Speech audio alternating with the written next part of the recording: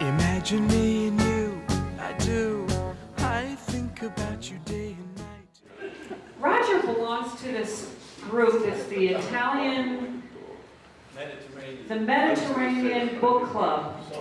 Social. The Mediterranean Social and Book Club. And I think they actually did pick a book, and then Roger was the only one who read it. And I love hearing the stories of these guys. Are so full of beans. So 2 of them are here tonight representing the Mediterranean Social and Book Club. Peter Griswold and Tony Coletta. Come on down. Okay. One of us is not Italian American.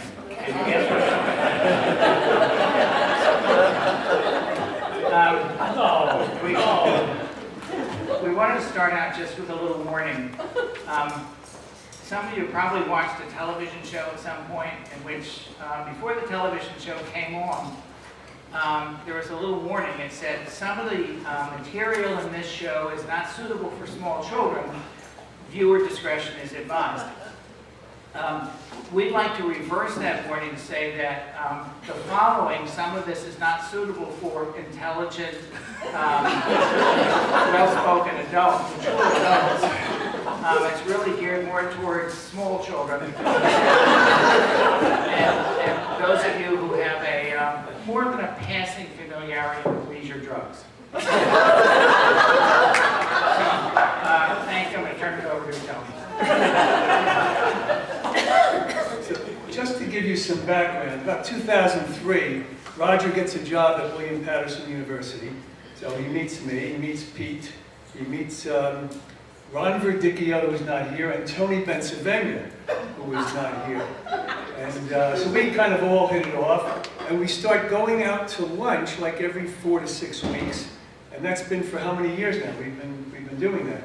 And our lunches are usually these 2 to 3 hour affairs where we basically have issues with each other. And we bring up the issues. The issues are usually made up, but they're hilarious. So we just have this really good time.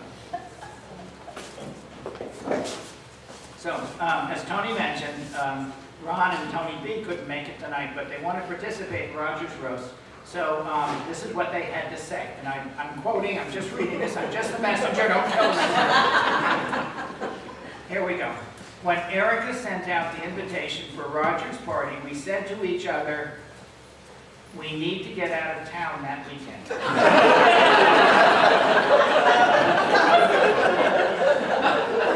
We cannot be seen honoring an Italian who eats gluten-free pasta.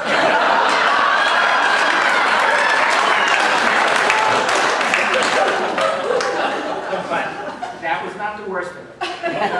After ditching us at Willie P, Roger steals away Tony Bencivenga. Now, he can't promise him a big salary. All he can do is promise him a position, but he does throw in a big office. He's going to give Tony Bencivenga a huge office with a conference room.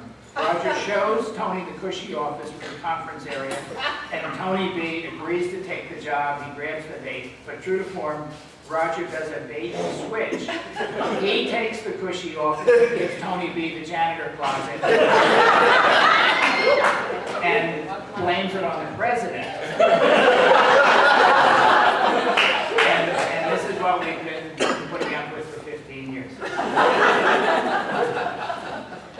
So we're here tonight to salute really a great man, a kind and warm-hearted person who some might say is the greatest educational genius since John Dewey.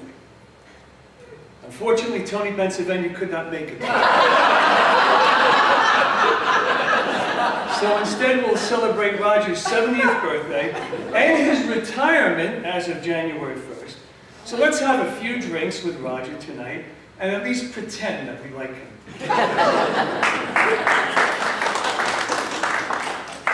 So, and we thought that an august occasion like this would not be complete without the presence of a person whom Roger idolizes and who has been an important source of his political views. Unfortunately, Sarah Palin was busy. Actually, we believe she's with Tony Benjamin. But let's look at Roger for a sec. Cute guy, no? And Erica, more beautiful today than ever. But we ask, how has Erica put up with him all these years? When he's not working, he's always playing golf, and he's not exactly Mr. Goodwrench around the house. Yes, and Roger supposedly told Erica not to worry about him when he retires, that he'll find things to fix around the house. And Erica said, oh God, that's what I'm worried about. I'm sure Erica is asking herself, do I want him around 24/7? Talk about ambivalent feelings. Actually, Roger retired from Dominican College years ago. He's just letting them know now. Anyway, Roger, you're sure you want to retire? You're only 70. Remember George Burns had pimples when he was 70? Bob Hope was in short pants, and not time yet. But I'll tell you one thing I love about Roger is his sense of humor. I mean, really, Roger is so funny. Hey, Roger, remember when you spoke at that student teaching orientation and you told the students that if they worked hard, someday they could be a great teacher like you? That was hilarious. But if you worked at William Patterson and you had any sort of problem, Roger could always find the time to talk. And it wasn't just because he didn't have anything else to do. I remember one time I was having difficulty with a colleague. I won't mention her name, Marge Goldstein. And I went to see Roger.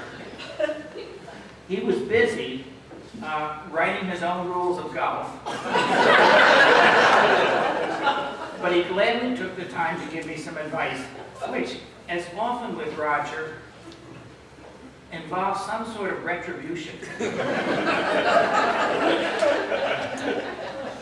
I was not surprised because although young Roger had absorbed the Christian doctrine from Father Blake at Holy Family Church in Nutley, he apparently missed the homily on turning the other cheek.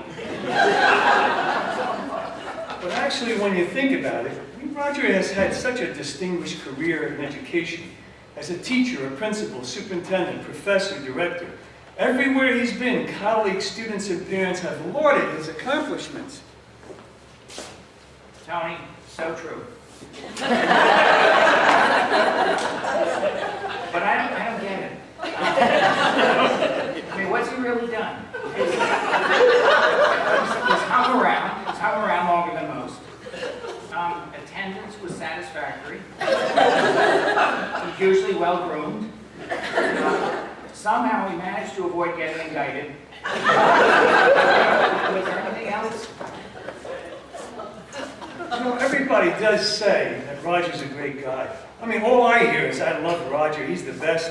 His colleagues at Dominican say that about him. His family says that about him. Francesco adores him. But we are here tonight to tell all of you the truth about Roger Tesi. In fact, Roger, while we all love him dearly, is a major pain in the ass.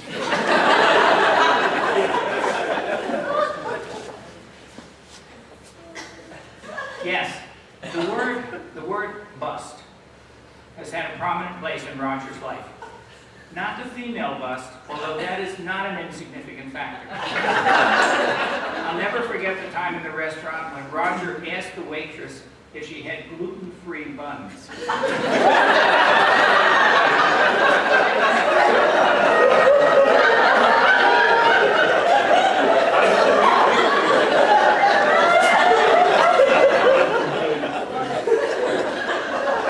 You know, this isn't part of it, but actually the waitress's response was, the restaurant doesn't, but I do.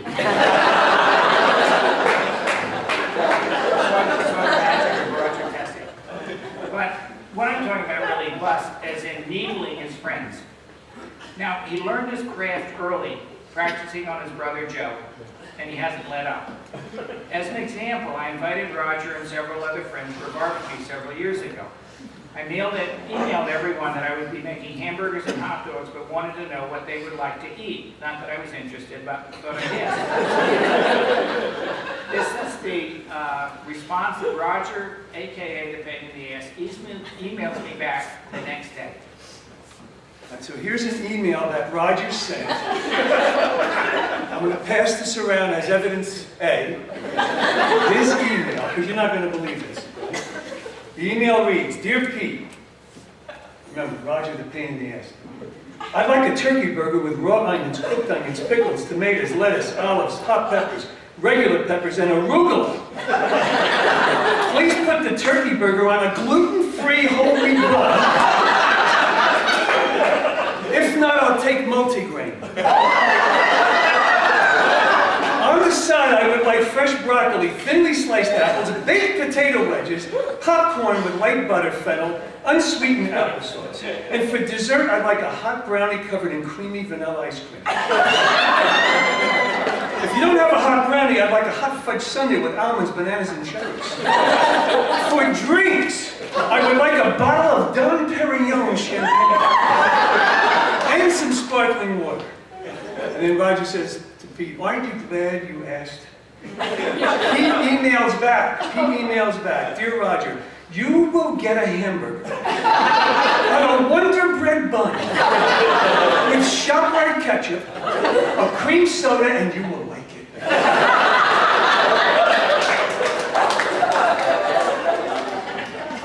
So if that's not a world-class pain in the ass, I don't know what is. But he takes it as well as he puts it out.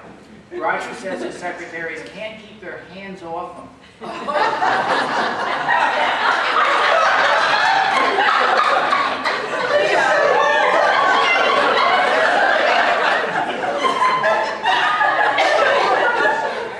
Roger thinks it's because he's so lovable, but it's just because they want to choke him. And what's this thing with the mafia? He's got this thing about the mafia. I think deep down he thinks he's a good fella. I mean, he acts like he has a relative who wrote The Sopranos or something. His favorite meal is broken leg of lamb. He does have a few deficiencies. For many years, he held the record at Blue Hill Golf Course for the longest throw of a golf club. Recently, that record was broken by a close family member with whom he often plays golf. No names, of course. He says he plays golf in the low 80s, but that's not his score. If it gets any hotter than 80 degrees, he won't play. Actually, regarding golf, I mean, Roger does like to be alone in the woods. And he always enjoyed impossible challenges, which explains why he likes golf. And he plays golf religiously. In fact, if he makes a good shot, it's a miracle. So let's face it, the truth of the matter is that Roger's birthday is cause for celebration for all of us, and when Roger retires, no one will be missed more than him. He is a guy's guy. He is a great teacher, a fabulous husband, a loving father, a wonderful grandfather. Let's face it, Roger is a sweetheart of a man and a natural-born leader. People want to follow Roger because he's Roger. That's all we can say. There is Roger, and then there is everybody else.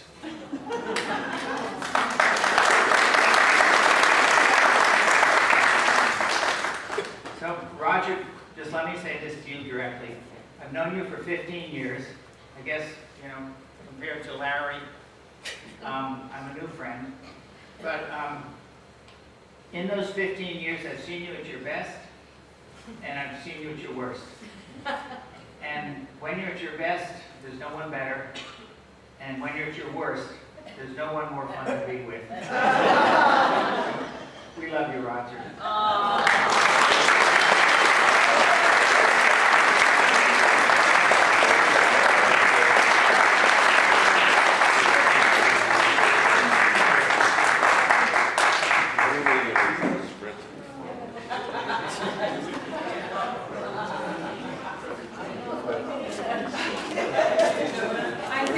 leaf has been left unturned. So, closing comments and toast.